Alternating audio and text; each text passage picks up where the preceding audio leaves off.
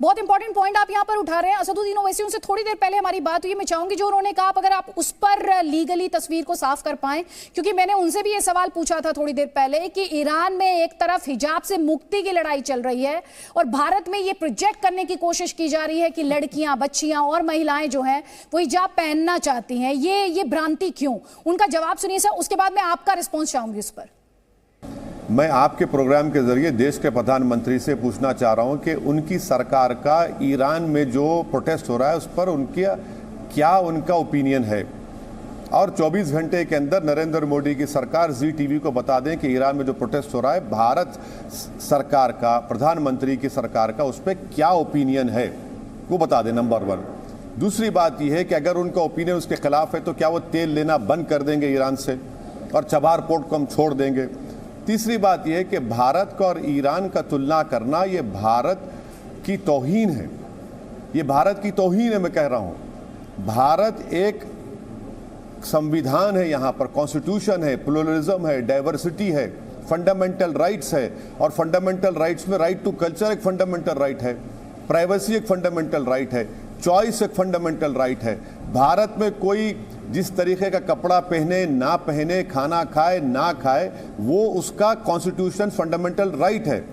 तो भारत की तुलना ईरान से करना ये राष्ट्रवाद नहीं है, भारत को कम माने भारत की बेइज्जती करने के बराबर है जो लोग इस तरह कर रहे हैं या बात कर रहे हैं।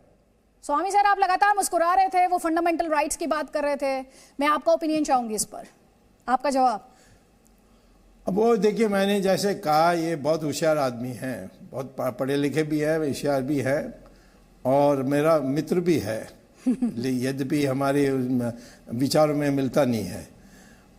वो जो बता रहे हैं वो आधा बता रहे हैं कि हमारे फंडामेंटल राइट है, मूलभूत अधिकार है, लेकिन उसी संविधान में लिखा है ये मूलभूत अधिकार पर अंकुश लग सकती है, जो न्यायपूर्ण अंकुश है वो लग सकती है, और जो लगी हुई है वो है, इससे अतिरिक्त लगाने चाहते हैं तो पार्लियामेंट में पास हो सकती है, यानी 2/3 बहुमत से।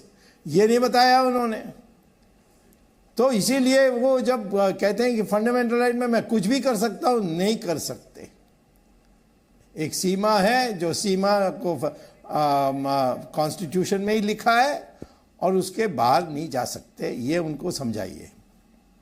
उनसे एक और सवाल पूछा था मैंने स्वामी सर, उनसे पूछा था कि जब आप फ्रीडम ऑफ चॉइस की बात करते हैं तो आप ये कैसे एक्सपेक्ट करते हैं कि एक 6 साल की या 7 साल की बच्ची जो है वो अपनी फ्रीडम ऑफ चॉइस का इस्तेमाल करना जानती है। उनका जवाब सुनिए, मैं चाहूंगी आप उस पर रिस्पॉन्ड करें। फिर अगर उसके माँ बाप उसको इस तरह से जबरदस्ती कर रहे हैं तो उनको नहीं करना चाहिए।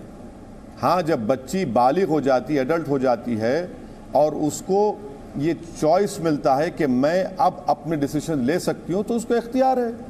अब जैसा कर्नाटका के बच्चियां स्कूल को जा रही थी हिजाब पहनकर, आपने छीन लिया उन लोगों को, आपने कहा कि उसका फंडामेंटल राइट स्कूल की गेट पर खत्म हो जाता है। कैसे खत्म होता है भाई? कर्नाटका में आप कह रहे हैं कि हिजाब नहीं पहन सकते, दूसरे रिलीजन के सिंबल्स आप पहन सकते हैं, क्या ये राइट टू इक्वालिटी के खिलाफ नहीं है? वो बच्ची अपने सर पर हिजाब पहन रही है, अपने दिमाग पर कपड़ा नहीं डाल रही है। ऐसे कई बच्चियों के फोटोग्राफ्स मैं आपको भिजा दूंगा जो गोल्ड मेडल लिए हैं। हम यही कहना चाह रहे हैं कि अगर कोई पहनना चाह रहा है तो आपको तकलीफ क्यों हो रही है? किसी का फंडामेंटल राइट का वायलेशन हो रहा है क्या? अगर कोई हिजाब बच्ची पहन रही है तो किसका फंडामेंटल राइट का वायलेशन नहीं हो रहा है? मेरे को राइट टू कल्चर है, आर्टिकल 29 में अनफेटर्ड राइट है, 29 के अंदर प्राइवेसी मेरा फंडामेंटल राइट है। मेरी बेटी पहनना चाह रही है, आपको पसंद नहीं है, ठीक है, आप मत पहनिए, मगर आप बोलेंगे कि नहीं मेरी तरह बन जाओ, वो कैसे होगा बताइए? स्वामी साहब, आपका जवाब। तो कहाँ लकीर खींचेंगे? कल मिलिट्री में कहेगा कि मैं तो बंदूक चलाना के लिए आया हूं, मैं कुर्ता पजामा में घूमूंगा मैं परेड में कुर्ता पजामा में आऊंगा।